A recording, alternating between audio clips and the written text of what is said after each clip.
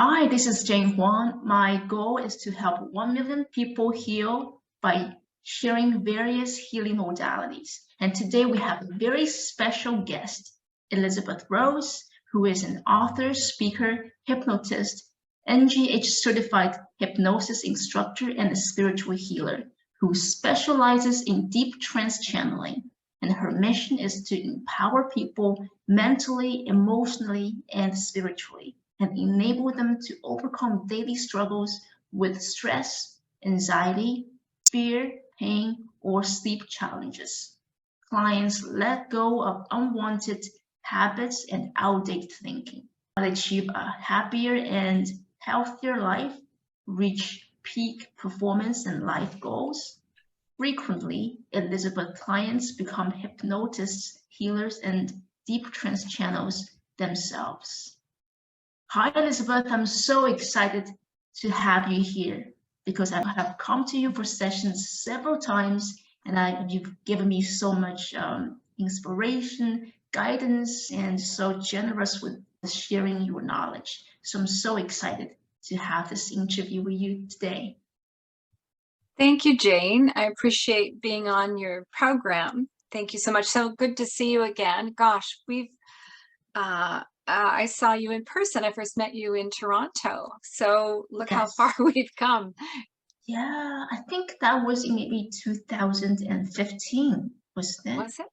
Yeah, that would make sense. Yes. Yeah. Oh my goodness, that was a long time ago. Yeah, that was a long time ago. And I didn't reach out to you, I think, until, was it 2018 or 19? And I wish I had reached out to you earlier because I'm a had a personality. I feel like I need to do everything on my own, and I need to exhaust all of my resources before I can go out and ask for help. But now I learned it's much more beneficial to ask for help when I need it. So would you please tell us about like what you were doing before you became a hypnotist and open to spirituality and the other realms? Yes, thank you for that question. I was a chartered investment manager, and I worked in the institutional investment world for about 25 years, well, longer really, starting in big ticket leasing, and then 25 years in working with pension funds, foundations, and endowments until I got a spiritual kick in the astral. And then my life changed. Everything changed as a result of paranormal experiences. And that's what I wrote my book about, Diamond Lantern, Waking Up to Who You Really Are. Just all these different paranormal experiences, which pushed me out of the corporate world. So here I am, working on the other side. Yeah. Yeah, I was reading your book, Diamond Lantern, until 1 a.m. the other day, and it was such an interesting read. And I think the physical world is really governed by the non-physical world, and whatever happens in the physical realm has its roots in the spiritual realm.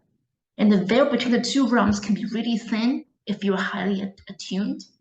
And it's amazing that you're able to foresee what was coming in the future. And some of them were actually global events that had huge impact on the world. And I also love that you wrote it from a place of love and with the compassion to awaken other fellow human beings so that together we can make positive changes instead of coming from a place of fear or criticism. And there's actually a chapter in the book that is dedicated to explain the laws of the universe. And I believe that we live in a highly organized universe, and the laws that govern your life also govern mine. So I think your book can really help readers gain more insight about their life and reflect on their life experiences and think about whether they're working with or against the laws of the universe. And for those who are watching, if you are interested in the book, I will include the link in the description box. It's a very interesting, enticing, and inspiring read, and I highly recommend it. Tell us, like, why did you choose to become a hypnotist and not anything else? So decades ago, I started seeing visions, and it led me to Buddhism. And I started seeing psychic visions, excuse me, one after another, psychic visions. And one day I woke up and I saw a vision of my own funeral. And I thought, oh no, because most of my visions over the years would come true. They were prophecies. I wouldn't know what they meant at the time, but then something would happen. I'd see somebody having an accident. I'd be looking through their eyes, and then a week later they'd have the accident. I saw September 11th on February 11th, 2001. So I was very psychic, but I didn't hear anything. I only saw visions, and I didn't know what they meant. But this one morning I woke up and I was looking out of a hearse, and I knew someone had died. And it took me a while to realize that it was me who had died. And so I had a little bit of panic. I didn't go to work that day. I called in sick, and I sought assistance from a lady named Beth Haley, who's in Calgary. I was living in Calgary at the time, and she had been an outreach officer with the Monroe Institute, where you could learn to astral travel. And I had the contact information for a year. I wanted to go, but I didn't actually bother calling to arrange anything. Suddenly, when I saw my own funeral, I thought, oh, I need to reach out to Beth and find out about learning to astral travel, because maybe I'll get some answers about my impending demise. So I reached out to Beth and did a little bit of work with her on the weekend. She did a weekend retreat in her house, but I wanted more. And so I wound up going to the Monroe Institute, and that's in Virginia. And it's based on Robert Monroe's work of astral traveling. So he guides, he used to guide and still does through recordings. He guides people into a very deep meditative state using binaural beats. And you're sitting there you're laying there in a check unit, a little bed that's surrounded by isolation, like a curtain. It's curtained off, and it's lovely because you're relaxing. You're going deeper and deeper into a meditative state, listening to these binaural beats. And I wound up colliding on the astral plane with a past life husband, and it was such a pivotal experience. It was explosive.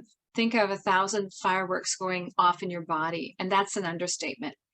It was so intense. The love was so intense, and the experience was mind-blowing, life-changing. And now I needed to understand reincarnation. And how do you figure out that? Well, I thought if I became a hypnotist, then I could take past life regression. So that's what I did. I became a hypnotist. I took a lot of courses in basic hypnosis and hypnosis for pain, hypnosis for all kinds of things, but I specialized in past life regression. And through many past life regressions, I experienced a lot of patterns. You start to recognize yourself in previous lifetimes because of all the patterns that are happening in this lifetime. So I found my past life husband in quite a few lifetimes, and they were, again, pivotal experiences. They were life-changing as well, but they also highlighted what I needed to work on in this lifetime. Very interesting, because patterns come with us, and the reason we reincarnate is because something not being resolved in past life, and we're here to work on the issues again. I remember was reading Dolores Cannon's books, Conversations with Nostradamus. It's interesting that Nostradamus was, according to her book, he was a hypnotist as well. Yes. At the time, people didn't know, because he would be seen as working with the devils and would be, punished by the church. So he had to do this in secret. But it's interesting that hundreds of years ago, some people already know the power of the mind. And I want to dive a bit more deep into your relationship with the past life husband? And did you mention that he was a twin flame of yours? Yeah, it took me a long time to get to that point where, first of all, I'd never heard of the concept of a twin flame, but I was researching, trying to understand a very powerful connection. It was very deep, very loving, beyond anything I'd ever experienced in physical form. I mean, I had never encountered a relationship like it. I'd never encountered the intensity of emotion like it. And so I did all this research and came across the concept of twin flames. And what Edgar Casey, who's a prophet in the 1920s and also a hypnotist, and I should just comment on hypnotism. What a lot of people don't realize is that hypnosis is just a natural state that we all enter into. So as soon as you relax and go into a peaceful state, you're on and go into hypnosis, it's the same pathway to sleep. It's the same pathway as meditation. It's all the same thing. And as you relax, your brain waves become slower and you move from wide awake, beta, to sort of a daydream state, to alpha, and then a much deeper state, theta, where you experience more phenomena. You see things, hear things, experience it more deeply. So it's actually a very natural state for humans. We all are in a state of hypnosis in the morning and the night as we're waking up or going to sleep. So when I went to study hypnosis in Toronto, and I was doing all this research trying to get down to the bottom of the whole twin flame phenomena. And as I mentioned, Edgar Casey, who was an amazing clairvoyant and channel, he said that twin flames are the other half of each other's soul. So if you think of God creating humankind in God's likeness, well, what is God? God is an androgynous being, male, female.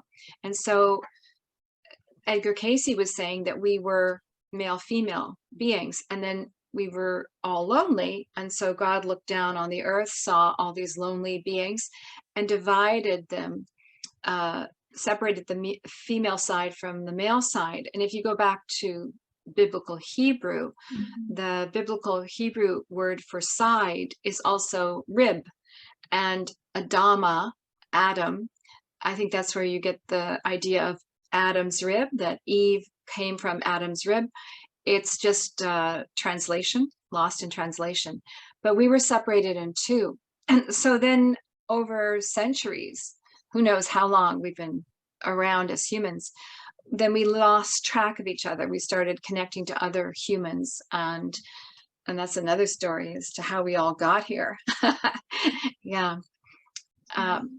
Yeah, but that's the twin flame concept. So everybody has a twin flame, and you're able to connect in the non-physical world to your twin flame, but they don't all incarnate together.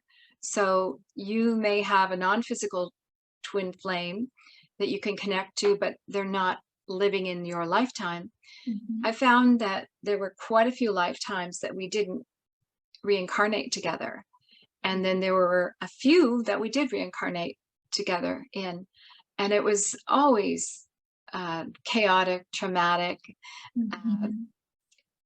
And we had sort of a recurring theme happening. So he would die on me suddenly and tragically, and I'd be left feeling abandoned. And in his case, his experience was more where I would die, and then he'd be left wandering the earth looking for the joy, the peace, the love that he lost. And today he's still a wanderer. And in this lifetime, I'm getting over the whole abandonment thing like that. Hopefully I'm healed of it now, but it's been a quest for healing the issue of abandonment. So your twin flame is going to challenge you. Your twin flame is there to trigger you, to challenge you at all levels, so that you heal of whatever issues you came here to heal. Yeah, I agree. Humans tend to learn more from their failures and disappointments than from their success. And I was reading the book Healing Through the Akashic Records, and it talked about how our wounds can be a point of power and pathway to inner peace when we actually address and heal them. So in the end, instead of being enslaved by our wounds, we become empowered by them and experience true freedom from within. However, it can be difficult sometimes because if we experience trauma when we're young and these negative beliefs, patterns, and energy imprints get ingrained in us from a young age, then when we grow up as adults, it can be very difficult to address these issues because we are not accustomed to healing modalities when we were young. And 98% of the population has some sort of trauma when they grew up. Some experienced more and some experienced less. So if you're not aware of your issues, then you may grow up become like your parents or guardians for better or worse, and I think that's why your work is so powerful because you have healed yourself on so many levels and have achieved a high level of understanding and consciousness, but constantly diving deeper into healing and allow what buried in the subconscious become conscious, and now you're able to help teach and inspire so many people. So for those who are watching, I will include Elizabeth Rose's website in the description box below. If you're struggling in any way, there's no shame in that. Please reach out for help, whether you resonate with traditional or alternative healing modalities. I read that when it comes to relationships, it is better to be in a relationship with a soulmate rather than a twin flame, because twin flame relationships tend to be too triggering, while soulmate relationships tend to be more harmonious. Is that true? Yeah, I should explain a little bit more around that. I find with twin flames, the attraction is so strong. I felt I would die without him. As soon as we met at the Monroe Institute and then he left, and I just felt grief stricken. It took a while to shake myself out of that. And I thought, well, maybe we're meant to be together. But we were decades apart in like we were totally different ages from totally different eras. And so that was confusing. But we kept coming back together and then going apart and coming back together. And he was living a life all over the place because he wanders. And I was staying in one place and feeling grief stricken all the time. Every time he left, I'd feel grief stricken. So there was something wrong with that. And we really weren't a couple. We never became a couple, but there was such a strong connection. It was confusing. So over time, as I moved through the whole process of hypnosis, going in and out of trance, going into it much deeper and much more quickly, with this process, you become more open to the non-physical world of spirit. And that's when, even though I was Buddhist and I studied Buddhism for years, I was deep in trance one day and Jesus appeared. And so Christ is suddenly a guide for me, and he's explaining things and getting me to, he's the reason I stepped on the spiritual path. I would never have left the corporate world had he not appeared and convinced me to leave it. And once I did agree to leave, then all these paranormal things happened. All of these gifts came in and all of this heightened awareness came in, and the angels appeared and came in. I'd never seen an angel before until after Christ appeared. But I asked Jesus one time, what is what is my connection to this boyfriend that I had? And what is the connection that I have to my twin flame? Like, explain the difference to me.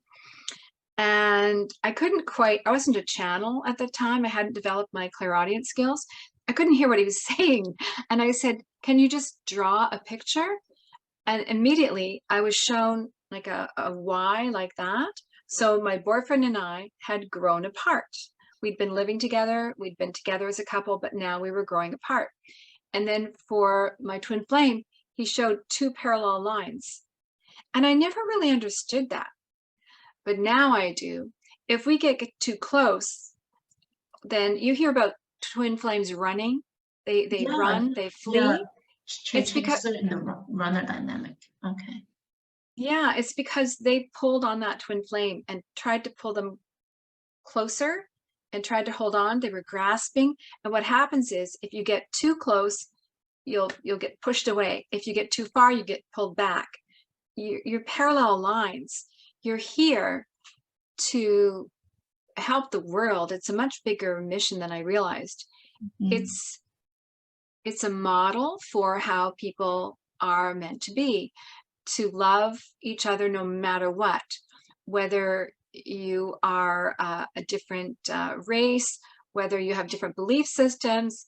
One twin flame couple I know, he's gay and she's straight, but their connection is super strong.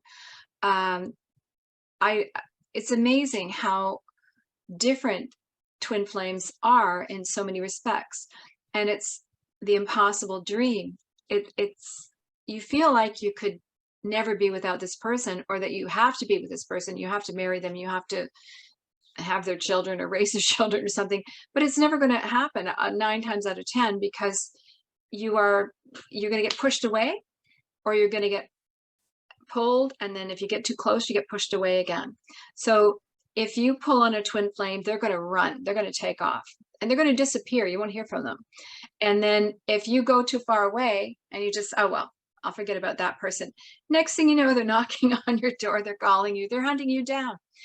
It's kind of astonishing how even last night I was in a bit of a, I'd gone through a bunch of stuff during the week and was sort of low vibration. Wasn't feeling 100%. And I didn't put out any, help me. I didn't put out any signals. I was just carrying on with my life, coping with a lot of stuff happened. All kinds of things piled up all at once. And I was buried and I was just tired, exhausted. And I thought, oh, I can't keep going, but I kept going. And then sure enough, yeah, I get the call and he said, I'm just checking in. I said, for what? He goes, well, just a health check. How are you doing? Like, that's how twin flames are. I may not hear from a twin flame for 2 years, from my twin flame for 2 years. And then suddenly they just show up when I need them most. Yeah, he's moved me across the country. He's helped clean my house and my outdoor workshop from top to bottom. I didn't ask, he just started doing it. And that's like my weakness. I'm really bad at that. He just pitches in, rolls up his sleeves and gets the job done. So they show up when you least expect, I find, and they are there to help you when you need it most, when you don't even know you need it. Yeah, I was telling him I was going to move and move from Toronto to here. And he said, well, how are you going to do that? And because he phoned me out of the blue. And I said, well, I'll rent a U-Haul and I'll drive across the country. He goes, oh, yeah. I said, well, yeah. And he said, do you want some help? And I said, okay, sure, I'll have some help. So he flew in. And had he not helped me out, I could never have done it. It was a much bigger job than I ever imagined. I couldn't even lift some of the items. I had no idea. Why did he know? Because deep down, you're joined at the hip, at the spiritual hip. They just know, they intuit. But you can't really lean on a twin flame. You can't, if you have a twin flame in the non-physical world, we all do, but if you become aware of it, and you're having a bad day and you go, oh, please help me, please, please, please. You're kind of depleting your own energy. You're depleting their energy. It's better to get the help you need to lift them. Remember, you're one soul, so you can't pull on the other. They're great at, like, you will support them, they'll support you. But if you're always like, help me, help me, help me, help me, help me, draining their energy, you're draining your own energy. You're Yeah. both coming down. Does that make sense? Yeah, it totally makes sense. And I think our first and foremost goal is to be the best version of ourselves. So whether the other person is twin flame or soulmate, we can enjoy the relationship with them because we have a good anchor within ourselves and we know that we are the most influential person in our own life. And I think giving our power away to another person or to a relationship doesn't really make me feel good mentally, emotionally, or energetically. So how about like soulmates then? I guess people are meant to marry their soulmates then, not really the twin flame, right? Yeah. So my experience with soulmates is that we all travel together in groups over lifetimes. So, and we play different roles. So my mom in this lifetime might be my daughter in a previous lifetime. My father has been recurring, like he's been my father in other lifetimes, which is kind of funny. And then a friend of mine who's a lawyer in Toronto, he was my child in another lifetime. And I abandoned him. There's the issue of abandonment turned around, right? So I didn't mean to abandon him. I died too soon, but I didn't really take care of myself. So I could have taken care of myself and helped him. So it's not always family members. It can be friends, close friends, family, just acquaintances. It's like there's circles of really close relationships, family and friends, and then relatives, and different satellites. But people will enter into soul contracts and agree to help out. So I'm guessing my aunts and my uncles said, okay, we'll be your aunts and uncles, and they agreed to this contract. I agreed to be their niece. And so we did what we had to do in the time that we were given.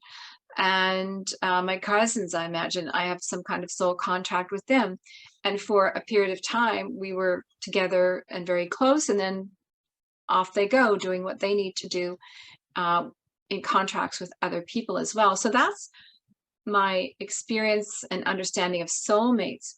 But there's an interesting thing called a soul backup. Well, I call it a soul backup. I was in Las Vegas, and there was a gentleman who's a musician, a really good musician. And I thought I should talk to him and see if I can use his music as a background for my yoga DVD. So I walked over there, and I had rented a booth, and a friend of mine from the States was selling his books there, and I was doing a bit of channeling. So when I walked over to this musician's booth, his name's David. He said, "What are you doing over there?" And I said, "Oh, I'm Deep Trance Channeling." He goes, "Channeling?" And then he started naming all of these different lifetimes that he'd become aware of through Deep Trance Channeling.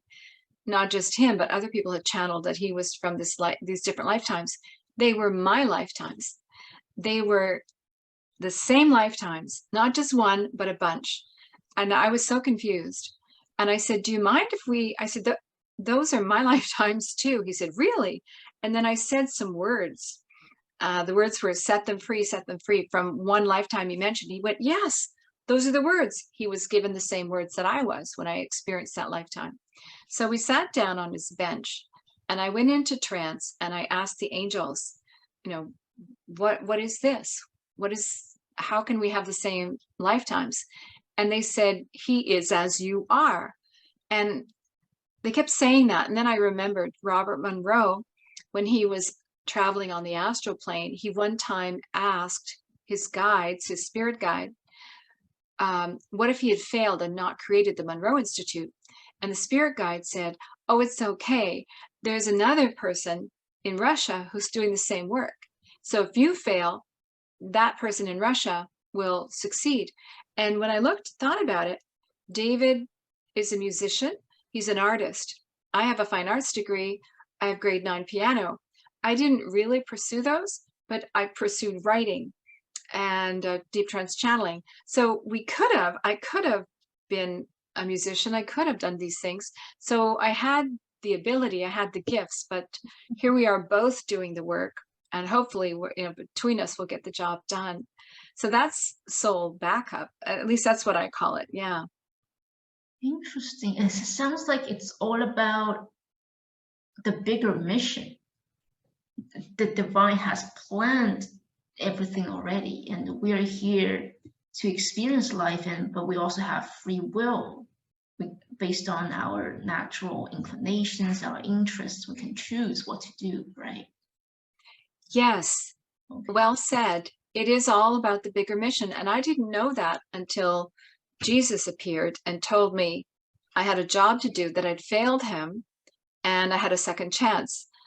I was trying to do good things in the world, but I wasn't really dedicated to it. I would volunteer here and there, and I'd send donations here and there, but I didn't jump in wholeheartedly to anything in particular. And after Jesus said, you have a job to do and you work for me, suddenly life changed. And I realized for me, it's all about healing. It's all about helping people become aware of who they are and whom they serve. Creator, God, a higher consciousness.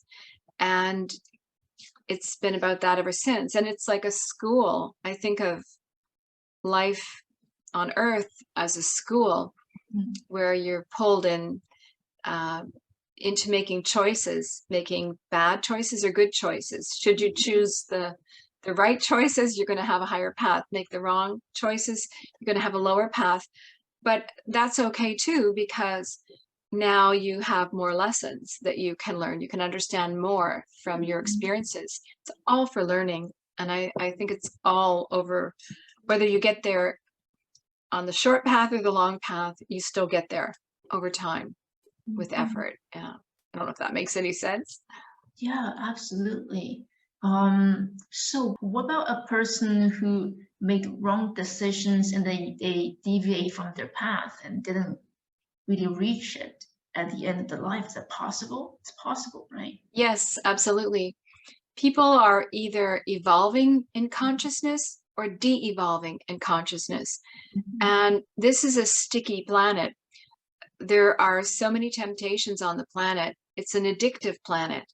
And so we can get caught up in the energy of addiction, just losing ourselves in trying to make more money, trying to drink, just addiction to alcohol, addiction to cigarettes, addiction to living, like people that are speed, like they like adrenaline junkies, and they can't get enough adrenaline. It's all about going faster, going, longer, stronger, faster, higher, climbing Mount Everest.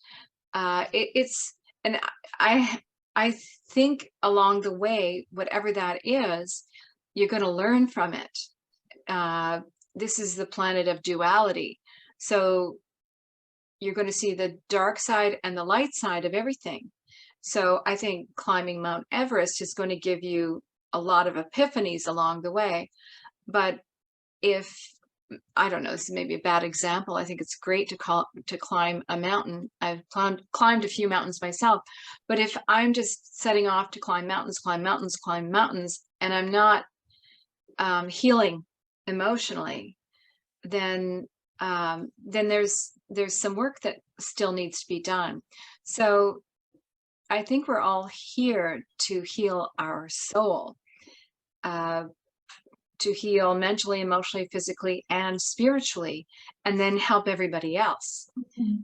And there are so many opportunities. Now, that being said, when I was channeling for a few people, they were told, this is your vacation. They weren't here for everyone else. They were here for themselves. So over so many karmic cycles or cycles of reincarnation, we get a break. I didn't know. So that's good news for souls. It's not, we have a loving taskmaster who gives us a break along the way. And regardless of what our journey is, from what I've seen, what I've experienced with the spiritual guides, with the angels, with Christ, with God, they're very joyful.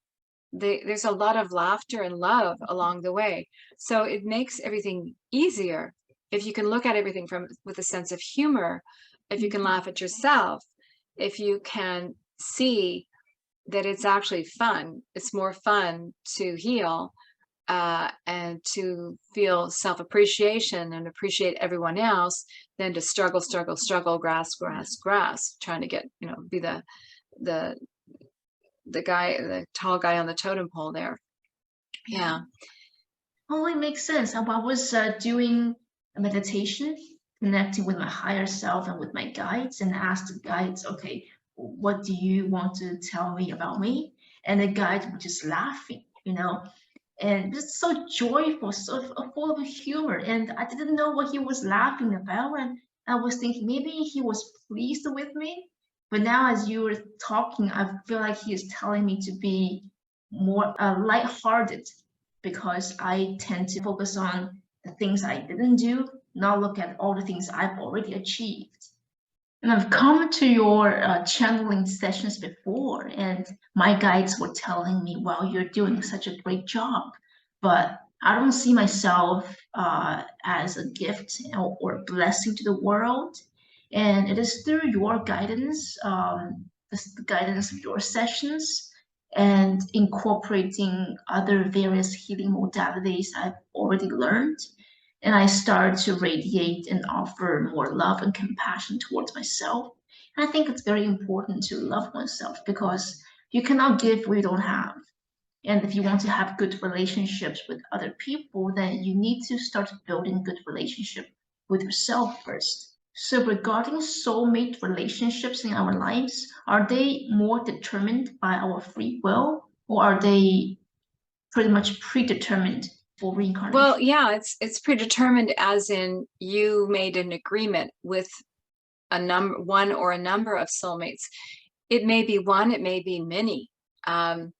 People that have been traumatized may wind up with 100 relationships over their lifetime. If they experienced sexual abuse, for example, as a child, all these strange things can happen where they have a hard time connecting. So, okay, so abandonment, there's an issue I've struggled with. So with abandonment, I'm either afraid of being abandoned, or I'm turning around and abandoning someone. And so if I look back, I can see how I have, I don't have hundreds of relationships, but I can see how I probably have more relationships than someone who's well-adjusted. How you attach to people, that's determined in your childhood. And if you have insecure attachment, then it influences your whole life. If you have secure attachment, then life is a little easier. So people with insecure attachments, challenges in childhood. In my case, I had a babysitter that attacked me, and yeah, a tense, angry father who I love dearly, love him to bits, but he had a short temper. But the interesting thing is that you choose these soulmates. You may marry someone, someone may become a lover, but that's a soulmate, and your father's a soulmate. Like, soulmates are anyone. It could be anybody. And so the person that you wind up in an intimate relationship with, that's just another soulmate that you have agreed to be lovers. You have agreed to live together over the long term. But we have chosen, even though we may have parents that were tough on us, or were addicted, or were abusive, or angry, or too nice even, whatever they were, that's what we asked them to be, and we needed that. So if I think of abusive childhoods, it's Joe McGonigal at the Monroe Institute. He was saying that people that are super psychic have probably had a traumatic childhood. So there's the gift. Out of all of the chaos comes these gifts, these spiritual gifts. So had I not been on edge all the time, had I not been walking on eggshells, which made me very hyper alert. Like I was always, I would be reading your face. I'd notice if your face was glistening a little bit with sweat, I would be ready to dodge, ready to duck and run. And that's a gift. That's why I could develop my psychic ability, or it developed, because I had big eyes, and I was watching the teacher, I was watching my parents, I was watching this. I could see stuff coming a mile away. I could warn, over the years, friends have known me for years, they know that I can see stuff coming, and I'll say, oh, one time I was with friends on a beach, and one of the friends put rocks around a fire, and I said, no, rocks explode. And I was kind of panicky. He says, I've been doing this for years.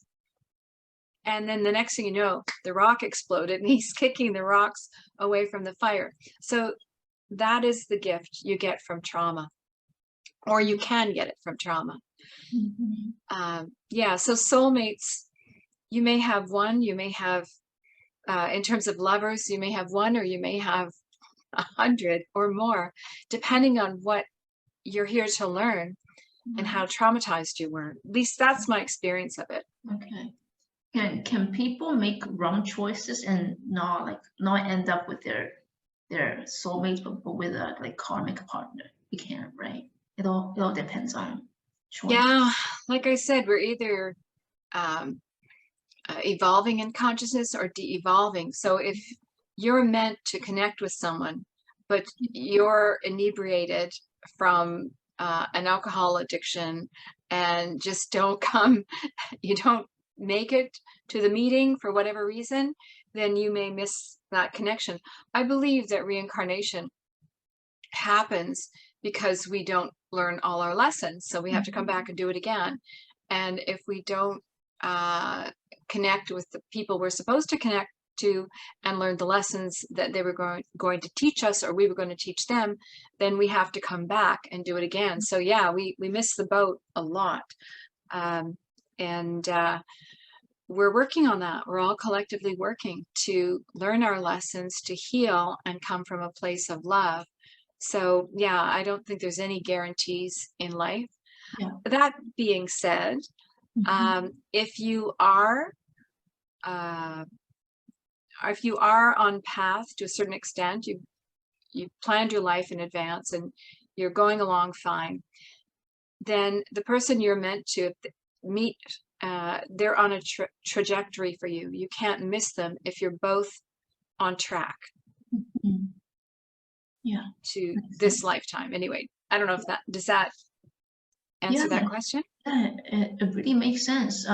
There's a level of uncertainty, but there's also a feeling of peace. If you do things that fulfills your heart, that make decisions that allow your heart to expand, I think no matter who you meet, it will be the right energy for you. Yeah. Oh, I agree. If you follow your heart, then you wind up on track. And the angels are fond of saying, we speak to you through your heart. So listen to your heart. It's the best barometer. It's the best guide. If you really want something, you should do it. If you really want to go in a certain direction, you should go in it. And I think we all know that when you don't listen to your gut, when you don't listen to your intuition, then later you realize, oh, I should have done what I was going to do. Yes, I think you're courageous. Most people, or I shouldn't say most, many don't take a chance. Many don't follow their heart, and they do what was expected of them, what their parents did, or yeah, there's a fear of stepping on a new path. Goodness, I wouldn't have done it myself had I not had divine guidance. Who says no to Jesus? I couldn't say no. And I'm glad I followed his guidance and became a channel, because I'm doing it full time, and it's very gratifying, and I meet so many wonderful people around the world, and including yourself. It's far more gratifying than I could ever have imagined. And you're in another world. You're in a world of like-minded people, and you're all more, it's more chances at harmony with other people when you're doing what you love. Yeah. Speaking of trauma, I have some questions about soul fragmentation and soul retrieval. I read that when we experience high level of stress or trauma, part of our soul can split off, and people are not aware of it, but we can be open to attachment to darker energy because there's holes in our aura and we don't feel ourselves when we walk around. It's like we're always looking for a home for our soul, but the reason is because our soul has fragmented. And I just wonder, could you speak about that, and what are the practices can retrieve our soul parts? So to heal those holes in our soul, well, everything comes down to healing. We are here as beings to heal and become whole souls. In other words, we're not whole. So I had an experience where friends of mine called me from Toronto, and they said, are you familiar with this Egyptian queen? And it was a famous queen. And I said, well, yeah. And they said, no, like, she is you. And I didn't recall ever having a past life as that particular Egyptian queen. I had one as an Egyptian queen. I didn't know who it was. But in the past life regression, I was drinking poison because my husband, the Pharaoh, had died, and I was grief stricken. And so in the past life regression, I was looking up, and there was a priest who had a jackal head mask on. I thought it was wolf, but I looked it up, and it was actually a jackal's head. And so the priest was giving me poison so that I could be with my husband in the afterlife. But it was political. What happened was I drank the poison, and then a part of me splintered off. That Egyptian queen part of my soul became a ghost. Now it took, oh my goodness, it took a few years to get the whole story. So my friends called me. They said, you're that queen. They saw her as a ghost haunting, well, just in Toronto. And I was living here in New Brunswick. So at first I argued, but in the end, a week later, I guided one of them into a past life regression. And she was the king, or the Pharaoh, and I was the wife. I was this queen. I could see very clearly myself in that other lifetime. And I was looking down on the scene, and suddenly I looked up, and out of the wall walks this Egyptian queen with like full headdress. She just walks in, and she walks into me, and I'm like, oh, like that. I was choking as this spirit, this ghost, walked into me. And then suddenly I was in the regression. Instead of looking at it on the astral plane, I was in it, and I was that queen. So it took another year, and I was working with a client in Perth, Ontario, I think, and he had a part in that story. And so as I was channeling for him, he had some role, and then the angels, the guides, explained to me that I had splintered off and been walking the earth for thousands of years as a ghost. So that was my soul fragment that came into me. Why now? I don't know. Maybe because my friend in Toronto and I crossed paths in this lifetime, whereas in other lifetimes we never connected.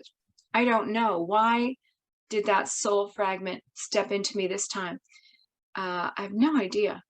But everything happens in divine time, and that's something I've learned.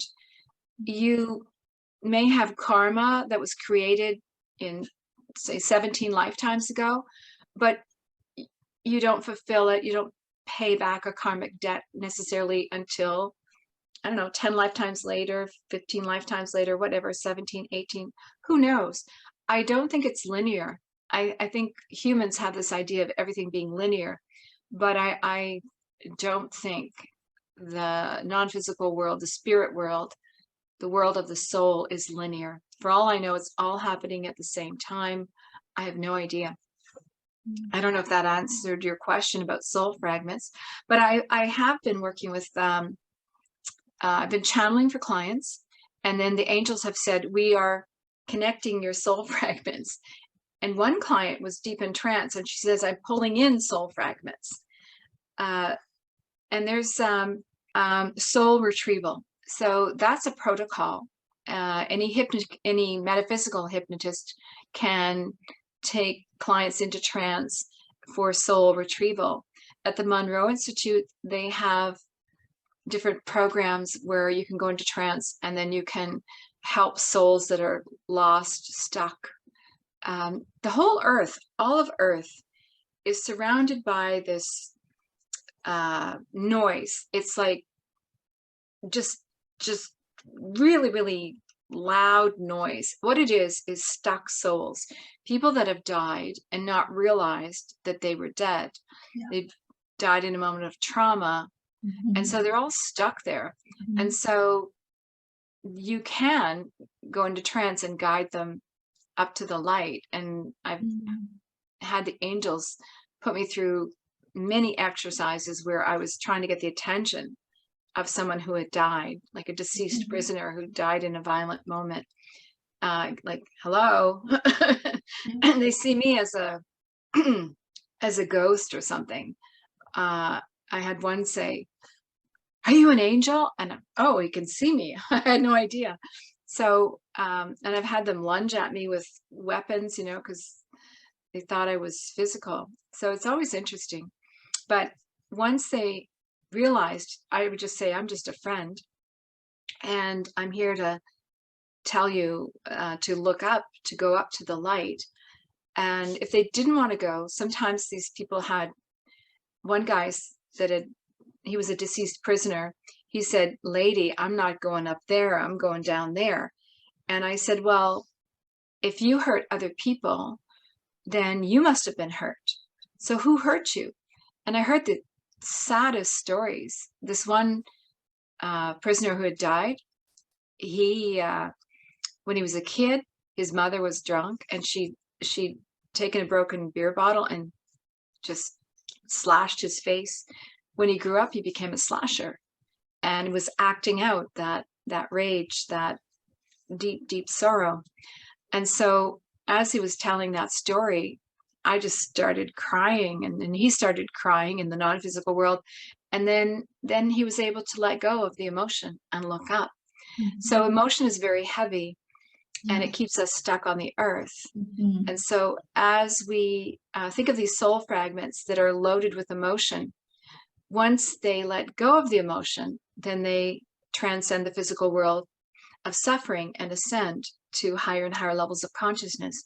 So that's our job collectively, is to heal and transcend the physical world. Right, to heal our emotions, whether we are in physical form or not. Yes.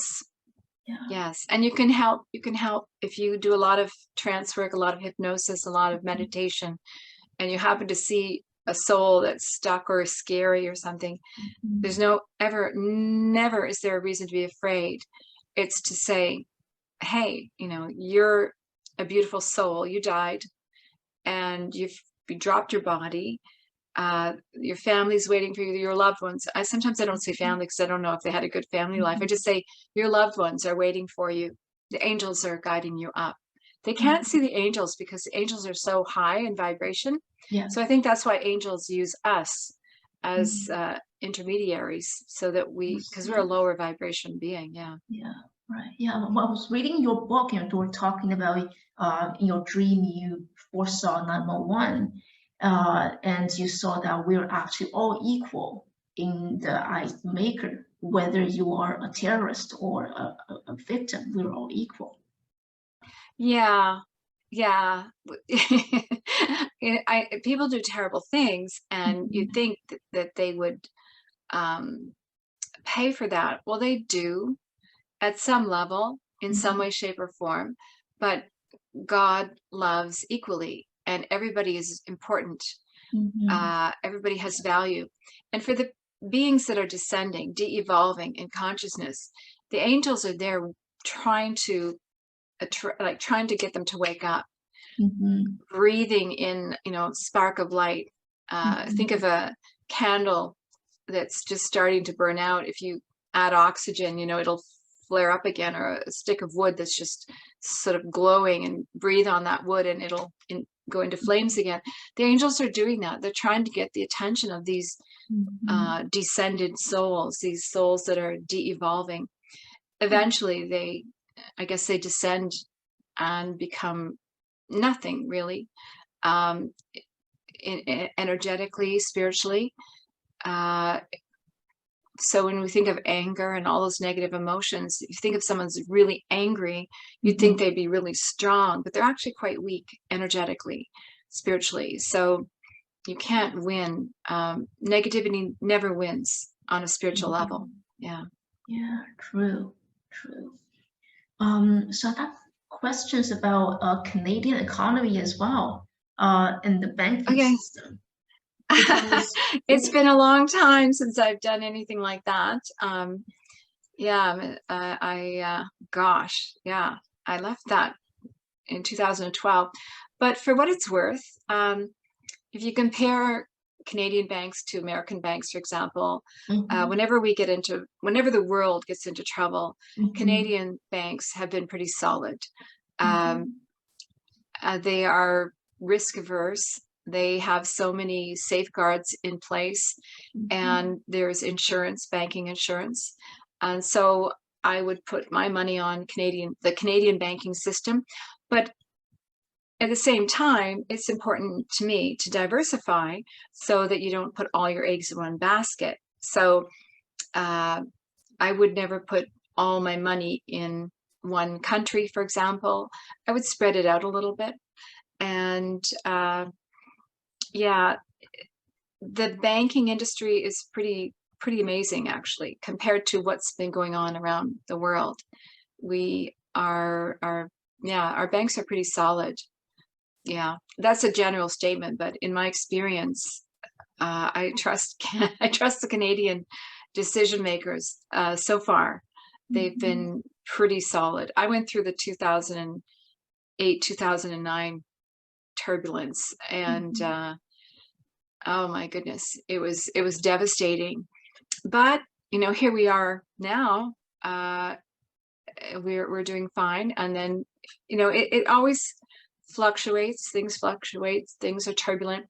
The angels said I had a tooth removed, and I was went into, because I asked the dentist, am I going to be totally knocked out with anesthetic? He said, no, we'll be able to talk to you and you'll be able to move around. He said, but you won't remember anything. And I thought, oh, perfect. So I told my friend who was picking me up, I said, while I'm in that state, can you ask me questions? And then I'll be channeling, like pure channeling without my brain being engaged. I can't think of a better way to channel as under anesthetic. Anyway, so my questions were, what are the global number 1, 2, and 3 global threats? And to my surprise, the angel said the number 1 global threat is worry. They said, if you worry, then the universe gives you things to worry about. So let go of worry. And recently they've been saying that worry it has an intention to make you worry more. Worry is an energy that seeks to expand. So recognizing it almost as a sentient being with its own agenda, let go of worry. Is worry like a creation of the devil? Like where does these like low energy come from? Well, God doesn't worry. That's what the angels said. They said God doesn't worry. So maybe Lucifer, in his wisdom, is using any trick in the book to lower our vibration. Addiction, worry, fear, anger. These are all really heavy energies, and they are of the earth. The angels said they are of the earth. Your light, your love. Love is not an emotion. Love is a constant. You're constructed from love. So be love and let go of worry, fear, and anger. Anger was the number 3 global threat. And number 2 was moving around all the time. Splintering families, being all over the world and not understanding the different communities, the different countries, the different cultures, and destroying the land in different cultures. Like they said, moving is a big issue. And I thought about that, and I thought, well, yeah, that makes sense. If you think of companies that have moved across the country and then taken down forests and hurt communities, and then families spread all over the world. My family's been in the Air Force, so I get that. We're all over the place. And yeah, but at the same time, if you grow where you're planted and you're just love, I think you can heal a lot of that. Yeah, that was so getting back to the banking, because the angels said the number 1 global threat is worry. They've never told me to worry about the banking system or about investments. They've never said to. And in my experience, there's never really been a need to in Canada because there are so many fail-safes. I have great faith in the Canadian banking system. It's not perfect. You've got to watch your balance state. You've got to watch your statements. You've got to watch for mistakes. Human error happens, and travesties will impact us because it's a global world.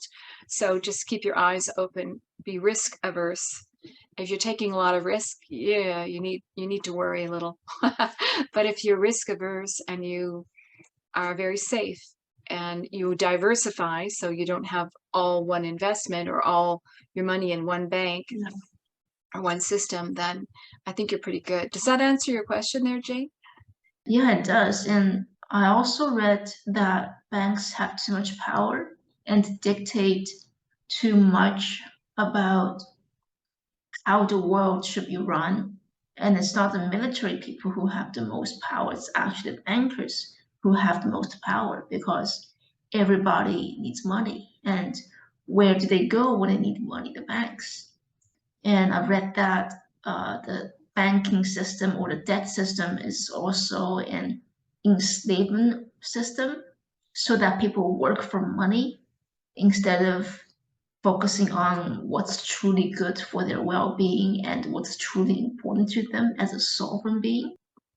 I don't think Jesus is a big fan of the big conglomerations, the corporations. Banks are another corporation. Anything that seeks to control, to influence is yeah. If it's not for the highest good, then they need to work on doing things better. And companies are just a reflection of who's running them. So there are a lot of people that need inner child healing who are running companies and running governments and running banks. So it comes down to healing, and in my opinion. And when Jesus asked me to turn a job down in the corporate world, he said, you cannot do battle with the corporate world standing in it. And I said, do battle? Like, define battle. He didn't define it, but he strongly encouraged me to turn down this job, which I hadn't worked for 2 years. I'd been taking all these courses and taking time off, and I really would have loved the job. I loved my career, but it was Christ. So who says no to Jesus? So I said, okay, I turned down the job. So I realized he is doing battle with the corporate world if they are not acting for the highest good, if they're acting out of greed, if they're used to be that corporations supported us. They had great pension funds. If you belonged to a corporation, you were a good corporation. You were financially secure. Your family was secure, and it was like a family. And then the pension fund world kind of broke down, and you're in it you're on your own, you know. So I think slowly we're figuring things out, and that's where cryptocurrency came from. It's out of a desire to break away from the banking system. And I think all these things have their time and place. They're not perfect. Nothing's perfect. But yeah, I can't say don't go with the banks, because it's a system we have in place, and so far it's been pretty good. But like every corporation, they're only as good as their weakest link, and they're only as good as the people running them. So if you have power mongers that are really greedy at the top, then that doesn't serve everyone. But you also have people that are trying to do the best that they can. You have them trying to make a positive impact and trying to create equality and opportunities for people. I think Canada overall is a pretty good place to live. I think you can make things work here, whereas you couldn't in other countries, depending on the situation. Yeah. I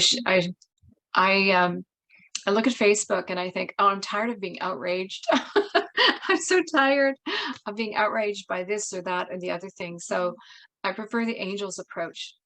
Fear not, worry not. Just do the best you can, and trust. So wonder what programs you offer now? Well, I do teach hands-on healing and crystal healing online. And if I have enough people that are interested, I teach hypnosis. It's a 6-day course. And then I teach metaphysical hypnosis. It's another 6-day course. And it just is dependent on who's interested, because I get so busy channeling for individuals and sometimes groups. Yeah, it's kind of an as needed basis. I'm working on creating an online hypnosis course. Hopefully I'll get that done by the summer, I'm hoping. And then people can just buy that online and get their certificate with a bit of interaction from me here and there.